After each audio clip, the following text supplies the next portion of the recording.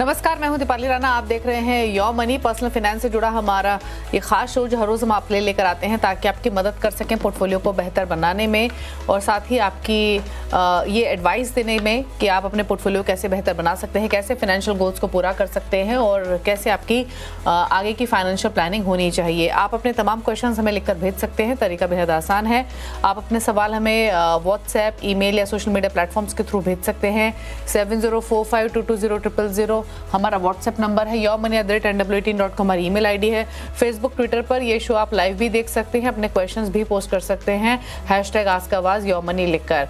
आज आपके सभी क्वेरीज को आंसर करने के लिए पीबी इन्वेस्टमेंट्स की सर्टिफाइड फाइनेंशियल प्लानर पूजा भिंडे मौजूद हैं और पूजा से बातचीत करेंगे सवाल जवाब की। लेकिन पहले बात करते हैं आप कि कैसे आपको अपने फ्यूचर गोल की एक राइट कैलकुलेशन करनी चाहिए। पूजा, इनफैक्ट हमें जितने भी सवाल मिलते हैं सब अपने फाइनेंशियल गोल्स लेकर चलते हैं, 15 साल, 20 साल, 25 साल का।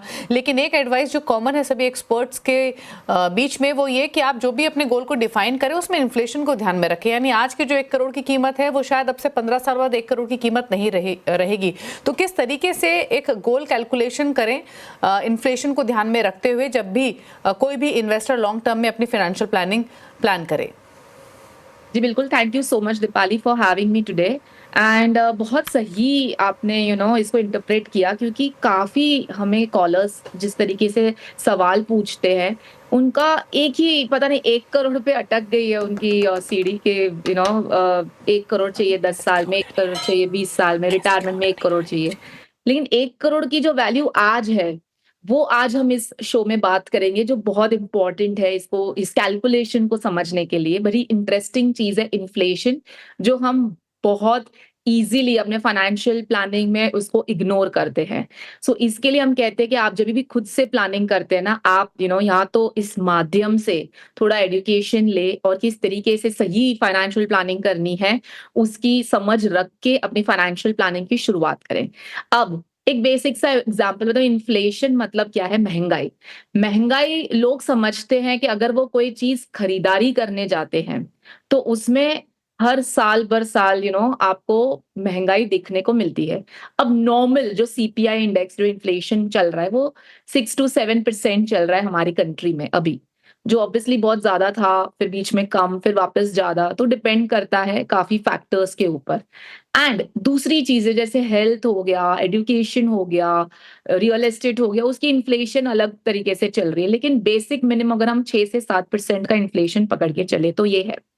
अब जब हम निवेश करते हैं ना दीपाली, नॉर्मली ये एक माइंडसेट हो जाता है, जो मुझे इन्फ्लेशन को बहुत ही बेसिक से एक लेमन लैंग्वेज में समझाना है कि जब भी आपके पास कोई पैसा आता है, इनकमिंग आती है, चाहे आपको सैलरी आ रही है या बिजनेस इनकम आती है, चाहे वो आपके बैंक में क्रेडिट हो रही है या आपको कैश में मिल रही है, ठीक है, ये एक माइंडसेट होता है कि मैंने कुछ कमाया, मतलब मेरी इनकम हो गई। लेकिन ये कमाने का जो इनफ्लो है उसको अगर आपने इन्वेस्ट नहीं किया इन्फ्लेशन जितने रिटर्न्स पे, तो आप लॉस कर रहे हैं। कैसे? जैसे फॉर एग्जांपल आज किसी ने 100 रुपए कमाए, चाहे उन्होंने कैश में कमाए या चाहे उनको बैंक अकाउंट में 100 रुपए आए। अब अगर ये 100 रुपए इन्होंने कुछ भी नहीं किए, एज इट इज 100 रुपए कैश में कमाए और घर में पड़े हैं और एज इट इज बैंक में पड़े हैं, तो उन्हें लगता है कि मैंने सेविंग की है, सेविंग मतलब मैंने उसको खर्च नहीं किया है। लेकिन यही 100 रुपए की वैल्यू 1 साल बाद, जब इन्फ्लेशन जो 6% के हिसाब से हम चलते हैं, वो 106 रुपया हो गई। मतलब 100 रुपए में अगर मुझे एक चीज मिलती थी आज, वो आज 100 रुपए में नहीं मिल रही है, वो 106 रुपए, मतलब मुझे 6 रुपए और देने पड़ेंगे वही सेम चीज लेने के लिए। लेकिन जब हम लेते हैं, बैंक में जाते हैं और हम घर से निकाल के देखते, तो अरे 100 रुपए तो कम पड़ गए, 6 रुपए कम पड़ गए। तो अगर आपने घर में रखा हुआ है तो आपको 6 रुपए का नुकसान हो गया, और अगर आपने बैंक के सेविंग अकाउंट में रखा हुआ है तो भी आपको 3 से 4% मिलता है, तो भी आपको 3 से 4 रुपए का नुकसान हो गया। अब आपका नुकसान कब नहीं होगा? जब आप इन्फ्लेशन जितने रिटर्न पे रहेंगे। या तो आप बैंक एफडी में पैसा लगाएं, या फिर आप लिक्विड फंड में पैसा लगाएं, या कोई डेट कैटेगरी में लगाएं। इसमें अभी तो मैं टैक्सेशन भी कैलकुलेट नहीं कर रही हूँ, वो चलो बात की बात है। पहले इतना कॉन्सेप्ट समझ में आ जाए ना, तो काफी हिंदुस्तानी हम जो हैं, जो प्लानिंग करते हैं फाइनेंशियल प्लानिंग की, वो ये समझेंगे कि आज उनको कोई इनकम हुई है तो इसका मतलब ये नहीं है कि वो इनकम हुई और उन्होंने उसको खर्च नहीं किया, तो वो सेविंग हो गई। उसको एफडी या डेट या इस तरीके के 6 टू 7% जो इन्फ्लेशन रेट है, उतने में इन्वेस्ट करना होगा, तो ही उनकी इनकम है, नहीं तो उनकी वो लॉस है। आई होप मैंने इसको क्लियरली समझाया है। एंड जैसे दीपाली आपने कहा 1 करोड़ की जो वैल्यू है, आज उसके बारे में थोड़ा बात कर ले कि 1 करोड़ की वैल्यू जो 10 साल बाद हम चाहते हैं कि मेरा 1 करोड़ का कॉर्पस बने, लेकिन 1 करोड़ की ही वैल्यू 10 साल बाद अराउंड 55 लाख होगी, 15 साल बाद अराउंड 41 लाख होगी, 20 साल बाद अराउंड 31 लाख होगी एंड 25 साल बाद अराउंड 23 लाख होगी। मतलब हम जो प्लान कहते हैं ना, मुझे रिटायरमेंट के लिए 1 करोड़ चाहिए, जो रिटायरमेंट 20-25 साल बाद है, लेकिन 20-25 साल बाद 1 करोड़ की वैल्यू ही 25-30 लाख रुपए है। सो हमें इन्फ्लेशन को काउंट करके प्लानिंग करनी है। वैसे ही 2 करोड़ की भी बता दूं, 2 करोड़ की वैल्यू 10 साल बाद अराउंड 1 करोड़ 11 लाख होगी, 15 साल बाद अराउंड 83 लाख होगी, 20 साल बाद अराउंड 62 लाख होगी एंड 25 साल बाद अराउंड 46 लाख होगी। अब जब हम फाइनेंशियल प्लानिंग करते हैं तो कैसे करनी है, जैसे 15 साल में अगर मुझे 1 करोड़ जुटाने हैं, ठीक है, तो 20,000 की एसआईपी लगती है। जैसे हम नॉर्मली कैलकुलेशन करते हैं, आपको लगता है हाँ मुझे 1 करोड़ जुटाने, 20,000 से मैं जुटा लूंगा, लेकिन हमने अभी बात की 15 साल में 1 करोड़ की वैल्यू क्या हो जाएगी, सीधी 41 लाख रुपीस। सो आज जो 1 करोड़ में आ रहा है वो 15 साल बाद 41 लाख में आएगा, तो आपने 20,000 डाल के उतने ही वैल्यू तक का अमाउंट जमा किया। सो ये गलत प्लानिंग हो गई। सो हमें कैसे कैलकुलेट करना है, 1 करोड़ की वैल्यू आज अगर हम देखते हैं 15 साल बाद 6% इन्फ्लेशन पे कितनी होती है, तो अराउंड 2 करोड़ 39 लाख होती है। तो मुझे 15 साल बाद 2 करोड़ 39 लाख जुटाने हैं, ना कि 1 करोड़। तो उसके लिए मुझे कितनी एसआईपी अमाउंट लगेगी, तो अराउंड अप्रोक्सीमेटली 48,000 की एसआईपी लगेगी। मतलब 1 करोड़ के लिए 20,000 की एसआईपी लगती थी, लेकिन उसके इन्फ्लेशन फिगर को अगर हम प्लानिंग करते हैं, कैलकुलेट करते हैं, तो डबल एसआईपी लगती है। मिनिमम 20 का एटलीस्ट 48 की एसआईपी लगेगी। सो इस हिसाब से आपको इन्फ्लेशन को ध्यान में रखते हुए आपके सारे ही गोल्स जो आने वाले हैं, रिटायरमेंट है, बच्चे की पढ़ाई है, घर खरीदना है, या जो भी है, वो कंसिडर करना बहुत जरूरी। जी ओके चलिए, तो ये आपको बताया गया है, आप लॉन्ग टर्म विजन जो भी लेकर चलें, इन्फ्लेशन को ज़रूर ध्यान में रखें। और एक बेसिक आइडिया आपको स्क्रीन पर मिल भी रहा है कि इन्फ्लेशन को कंसिडर करते हुए क्या वैल्यू रहेगी 10 साल, 15 साल, 20 साल बाद। तो जो आपका गोल अमाउंट है उसको ज़रूर ध्यान में रखें, इन्फ्लेशन रेट को कंसिडर करके जो भी आप गोल लेकर चल रहे हैं। और इससे बेटर कैलकुलेशन कोई हो नहीं सकती, तो इसको आप नोट भी कर लीजिए, जो फिगर्स आप अपनी स्क्रीन पर देख पा रहे हैं। चलिए अब बात करते हैं क्वेश्चंस की, और पहली व्यूअर इति चौबे मध्य प्रदेश से हमारे साथ कनेक्टेड है। इति नमस्कार, बताइए क्या सवाल है आपका। मैम मेरा ये क्वेश्चन है कि अभी कौन सी म्यूचुअल फंड में इन्वेस्ट करना बेटर रहेगा, और मेरा 5 लाख का लमसम इन्वेस्टमेंट का इंटरेस्ट है अभी, तो आप मुझे बस सजेशन ये दे दीजिए। और टाइम होराइजन क्या रहेगा इति आपका? 5 इयर्स तक का। ओके 5 इयर्स में 5 लाख की इन्वेस्टमेंट प्लान कर रही हैं, वो भी लमसम। पूछ लेते हैं। अच्छा इति, आपने अपने क्वेश्चन में लिखा था कि आप गोल्ड फंड के बारे में भी जानना चाहती हैं, करेक्ट? हाँ मैम, मैं बेसिकली आरबीआई के जो सॉवरेन गोल्ड बॉन्ड्स आते हैं, तो उसके बारे में भी मुझे इंफॉर्मेशन चाहिए था। ठीक है, पूछ लेते हैं। पूजा, क्या सजेशन रहेगा इनके लिए? ये गोल्ड फंड्स के बारे में जानना चाहती हैं, और गोल्ड ईटीएफ्स हालांकि काफ़ी पॉपुलर रहे हैं रिसेंटली, और अब तो चॉइस भी वही है इन्वेस्ट करने के लिए, प्लस 5 लाख ये डालना चाहती हैं फॉर 5 इयर्स। क्या सजेशन? जी बिल्कुल, थैंक यू सो मच इति।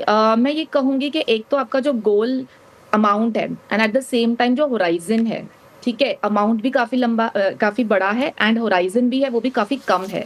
सो ज्यादा ऑब्वियसली 100% इक्विटी पोर्टफोलियो हम नहीं सजेस्ट करते, लेकिन 100% गोल्ड में डालना भी मैं नहीं सजेस्ट करूंगी। मेरे हिसाब से आपको डाइवर्सिफाई करना जरूरी है। आपने आपको गोल्ड के बारे में जानना था, तो डेफिनेटली जो गोल्ड ऑप्शंस है, जैसे दीपाली ने भी कहा, गोल्ड ईटीएफ है, गोल्ड म्यूचुअल फंड्स एंड जो सोवरेन गोल्ड बॉन्ड्स जो आप कह रहे थे, लेकिन उसकी फिलहाल कोई ट्रांच नहीं है एंड आगे कब आने उसकी भी कोई जानकारी नहीं है। तो अगर आपको अभी निवेश करना है तो आप कोई भी गोल्ड म्यूचुअल फंड में डाल सकते हैं, गोल्ड ईटीएफ में डाल सकते हैं, लेकिन 5 लाख का 10 to 15% ही हम कहेंगे आप गोल्ड में निवेश करें। आप पोर्टफोलियो का बहुत ज्यादा एक्सपोजर आप गोल्ड में ना लें। एंड इससे भी एक और बढ़िया बात, अगर आप लमसम पैसा डाल रहे हो और आपको गोल्ड भी चाहिए, तो मेरे हिसाब से एक मल्टी एसेट कैटेगरी भी बढ़िया कैटेगरी है, जिसमें आपको इक्विटी भी मिल जाएगा अराउंड 50% के आसपास, डेट भी मिल जाएगा, जो शॉर्ट टर्म होराइजन है तो वो लमसम के हिसाब से थोड़ा रिस्क आपका डिवर्सिफाई हो जाएगा, और उसमें गोल्ड भी आ जाएगा, आपको 10-12% तक गोल्ड भी मिल जाएगा। सो मेरे हिसाब से मल्टी एसेट एक बहुत अच्छा विकल्प है। निपॉन इंडिया मल्टी एसेट मैंने एक ऑप्शन दिया है, ICICI मल्टी एसेट। अगर एक 100% इक्विटी फंड भी डालना है तो एक फ्लेक्सी कैप कैटेगरी आप डाल सकते हैं, कोई भी फ्लेक्सी कैप फंड आप ले लें, HDFC फ्लेक्सी कैप है, पराग पारेख फ्लेक्सी कैप है, इन्वेस्को फ्लेक्सी कैप है, इनमें से कोई भी। और अगर प्योर गोल्ड फंड में ही थोड़ा बहुत डालना है तो कुछ फंड्स के नाम दिए, जैसे मैंने SBI या कोटक का गोल्ड फंड, या तो फिर एडलवाइज में gold and silver ETF fund भी है, जिसमें आपको गोल्ड के साथ साथ सिल्वर में भी अगर निवेश करना है तो दोनों एक ही फंड के थ्रू हो सकता है। सो इतने ऑप्शंस हैं। ये सिलेक्शन जो है वो आपकी रिस्क के हिसाब से, आपके करंट पोर्टफोलियो में और क्या क्या है उस हिसाब से, एंड आपकी एग्जैक्ट गोल की क्या टेन्योर और एग्जैक्ट अमाउंट क्या आप प्लान कर रहे हैं, उस हिसाब से कितना रिटर्न बनना चाहिए, उस हिसाब से आप डिसीजन लें। ओके, चलिए, तो ये सलाह आपको दी गई है, अकॉर्डिंगली आप स्ट्रैटेजी बना सकती हैं। बात करते हैं अब आयुष से, अगले व्यूअर है हमारे साथ इंदौर से। आयुष, गुड इवनिंग, पूछिए सवाल। जी गुड इवनिंग। तो मेरा क्वेश्चन ये है कि currently I am 27 years old, मैं अभी मंथली 20,000 SIP कर रहा हूँ। मेरा प्लान है 30 इयर्स में 5 करोड़ प्लस का कॉर्पस बनाना। सो अभी मेरा करंटली 4 फंड्स में SIPs आता है, 20,000 के 4 टुकड़े होते हैं। तो currently Tata digital India fund, ICICI prudential Nasdaq 100 index fund, Navi Nifty 50 index और Zerodha Nifty large mid cap 250 index, ये 4 में डाइवर्सिफाइड है। So I want to know कि वेदर डू आई फर्दर और कुछ फंड्स ऐड करना चाहिए, या is this good enough? Strategy क्या होनी चाहिए मूविंग अहेड? ओके, 20,000 की मंथली SIP है, 8,000 per month Zerodha Nifty large mid 250 में, 4,000 ईच डालना है Tata digital, ICICI Pru Nasdaq और नवी निफ्टी 50 इंडेक्स फंड में।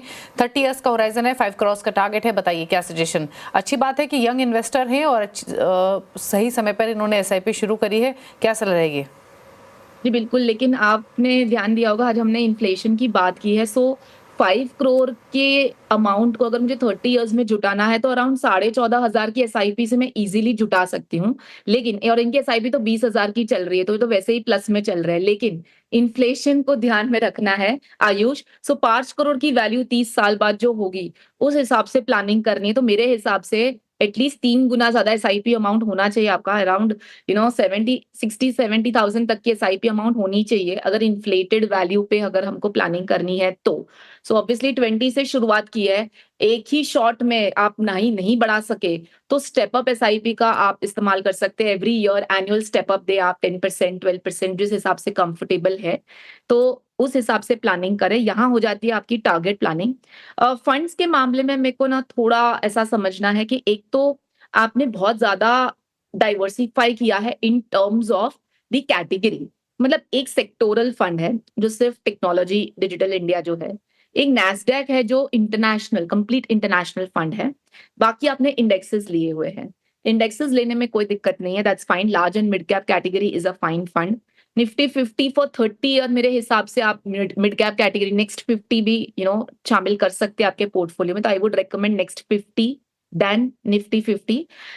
नैस्डैक और डिजिटल इंडिया, अब एक इस तरीके के डाइवर्स कैटेगरी के जो डाइवर्स सेक्टोरल के जो फंड्स है वो काफी सिक्लिकल होते हैं। एक तो टेक्नोलॉजी भी काफी सिक्लिकल है, मैक्रो में क्या चल रहा है सबसे, इंटरनेशनल फंड भी काफी सिक्लिकल टाइप का होता है। तो उसमें 30 साल के लिए मेरे हिसाब से प्लानिंग करनी है तो आपको पोर्टफोलियो को काफी रिव्यू करना होगा।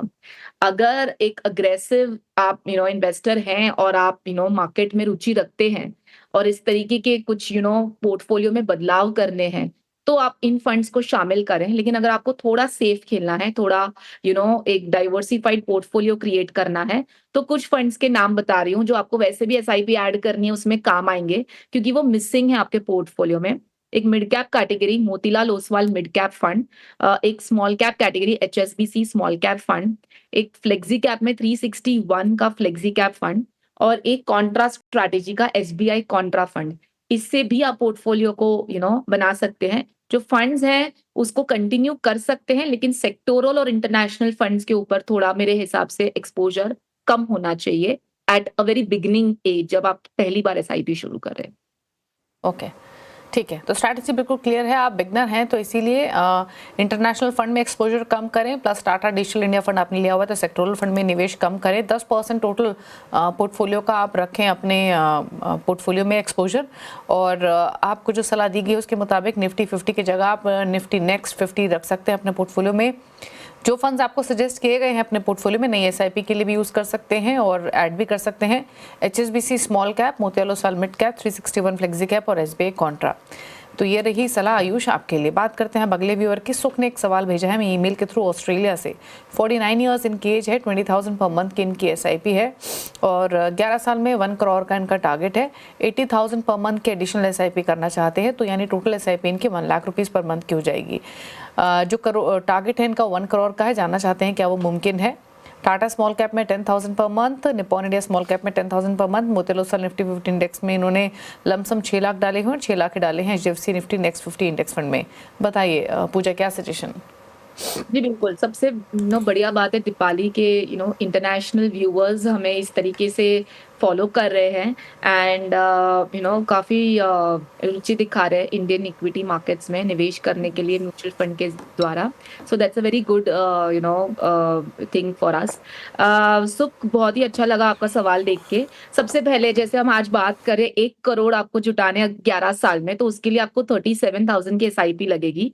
अभी आपकी करंट एसआईपी 20,000 की चल रही है, लेकिन अगर हम ये 6 लाख जो आपने अभी डाले हैं अगर उसको भी इनकॉर्पोरेट करें तो आपको सिर्फ 28,500 की एसआईपी से भी ये गोल आप इजीली हासिल कर सकते हैं। सो थोड़ा सा ही गैप है, लेकिन आप इंडियन इन्फ्लेशन के हिसाब से प्लानिंग करेंगे जो 6 से 7% के हिसाब से चल रहा है। सो 1 करोड़ की वैल्यू 10 साल में आधी हो जाएगी, तो वो आधी के हिसाब से आपको एसआईपी अमाउंट जो है वो डबल करना होगा। मतलब मेरे हिसाब से 28,000 के जगह पे आप लोग एटलीस्ट 50,000 की एसआईपी आपकी होनी चाहिए। लेकिन आपको इस पैसे को 10 साल बाद कहाँ यूज करना है, क्या गोल है, अगर आपकी कंट्री में यूज करना है और वहां पे इन्फ्लेशन इतना नहीं है तो वो एक राइट मैच हो सकता है इस तरीके की प्लानिंग करके कि टारगेट अमाउंट क्या है। बट मोटा मोटी आप देखेंगे तो आपको समझ में आ जाएगी कि इन्फ्लेशन की हम आज जो बात कर रहे हैं वो किस लाइंस पे है। अब फंड्स की बात करें तो आपने 20,000 की एसआईपी दोनों ही स्मॉल कैप ले रखा है। बहुत ज्यादा अग्रेसिव मत रखिए, 10 ही साल का आपका होराइजन है, आप इंडियन इन्वेस्टर भी नहीं है। कभी स्मॉल कैप्स में अगर आपको काफी ज्यादा नुकसान देखने को मिलेगा तो एक नेगेटिव अप्रोच हो जाता है। डाइवर्सिफाई रखे पोर्टफोलियो में, आपको वही अच्छा खासा return large mid multi cap में भी मिल जाएगा जिसमें स्मॉल कैप एक्सपोजर काफी लिमिटेड है। ठीक है, सो पराग पारेख फ्लेक्सी कैप भी सजेस्ट कर रही हूँ क्योंकि उसमें भी आपको थोड़ा बहुत इंटरनेशनल एक्सपोजर मिल रहा है। SBI Contra, Invesco India large and mid cap, Kotak emerging equity, जो आपको बाकी की एसआईपी बढ़ानी है वो आप इन फंड्स में कर सकते हैं। जो आपने लमसम किया हुआ है इंडेक्सेस में, तो both the indexes are good, उसको आप कंटिन्यू करें।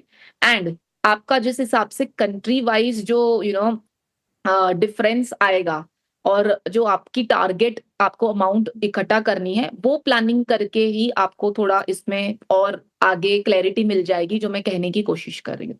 जी ओके, चलिए तो ये स्ट्रैटेजी आपको मिली है, सो अकॉर्डिंगली आप प्लान कर सकते हैं। रुक रहे हैं एक ब्रेक के लिए, ब्रेक के बाद कुछ और क्वेश्चंस को करेंगे शामिल, जल्द वापस आते हैं।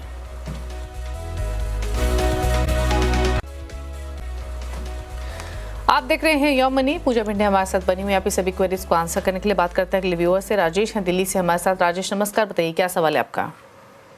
My question is that my monthly SIP are 10,000 rupees and I have given the 5 funds की मैंने आपको दिया है breakup. I just want to know कि whether my fund selection is correct or not, whether it is overlapping or not. Okay, पूछ लेते हैं। हाँ जी।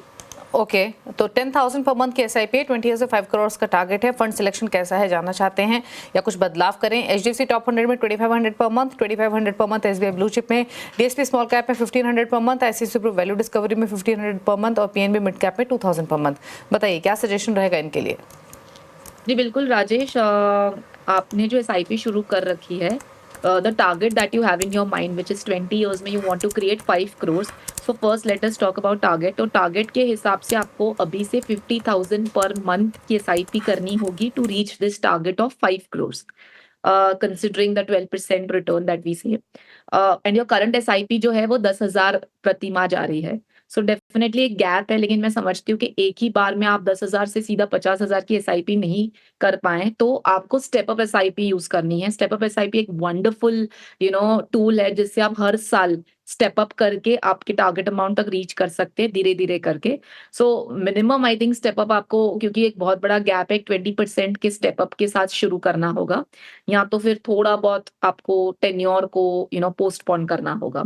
सो ये 2 ऑप्शंस हैं, लेकिन स्टेप अप से डेफिनेटली शुरू करें। तो जो SIP आपकी स्कीम्स जो हैं, जो आप कह रहे हैं कि जो ओवरलैपिंग है, डेफिनेटली लार्ज कैप 2 ले रखे आपने, HDFC top 100 and SBI blue chip.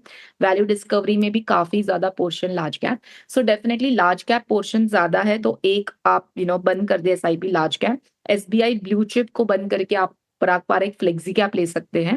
And mid cap में मेरे हिसाब से आप PNB मिड कैप से शिफ्ट होके कोटक इमर्जिंग इक्विटी में आप शिफ्ट हो जाएं, ये मेरी सलाह होगी। बाकी small cap and value discovery is fine. In 5 fund से भी आप पोर्टफोलियो कंटिन्यू कर सकते हैं, और कोई ज्यादा फंड्स ऐड करने की जरूरत नहीं है। जो आपको SIP अमाउंट बढ़ानी भी है वो इन्हीं फंड्स में आप बढ़ा दें, and you are good to go. Okay, चलिए, तो स्ट्रैटेजी क्लियर है, आपके लिए बताई गई है। आपको निवेश करने की सलाह है कोटक इमर्जिंग इक्विटी, पारंपरिक फ्लेक्सी कैप से, SBI blue chip, PNB mid cap से आप निकलिए। 5 करोड़ के टारगेट को हासिल करने के लिए 50,000 की SIP लगेगी, या फिर आप स्टेप अप करें हर साल थोड़ा थोड़ा, ताकि अपने गोल को पूरा कर सकें। चलिए, सवाल तो इतने ही लेंगे, पूछ लेते हैं पूजा के टॉप 4 फंड्स उन व्यूअर्स के लिए जो पूजा की चॉइस के हिसाब से पोर्टफोलियो क्रिएट करना चाहते हैं। बताइए पूजा, कौन से फंड्स पिक किए हैं? जी बिल्कुल, लॉन्ग टर्म के हिसाब से SIP रूट से अगर शुरुआत करनी है तो हर एक कैटेगरी में हम डाइवर्सिफाई करें। तो कैटेगरी के हिसाब से Invesco India large and mid cap fund, Motilal Oswal mid cap fund, HSBC small cap fund and 361 का फ्लेक्सी कैप फंड। एक प्योर 100% इक्विटी पोर्टफोलियो है लॉन्ग टर्म होराइजन के लिए, लॉन्ग टर्म गोल्स के लिए। SIP रूट के थ्रू अगर आपको शुरुआत करनी है तो आप इन फंड से फिलहाल शुरुआत कर सकते हैं। शुक्रिया पूजा आपका ये टॉप 4 फंड्स बताने के लिए। Thank you so much show में आने के लिए। इसी के साथ एक ब्रेक के उस पर भी खबरें जारी है CNBC आवाज पर। नमस्कार।